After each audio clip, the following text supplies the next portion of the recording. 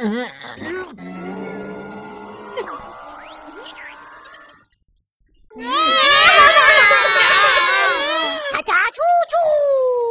که تین تایتان تبدیل به بچه‌های بی‌عرضه شدن، هیچ کس نمیتونه جلوی منو بگیره که دنیا رو عوض نکنم.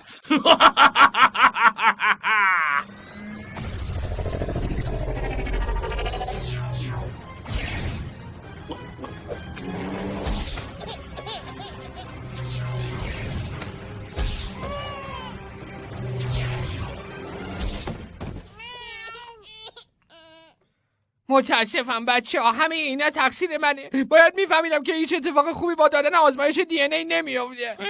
تو یه کله خرابی. حالا چیکار کنیم؟ نمیتونه جلوی آدم بدا رو بگیره.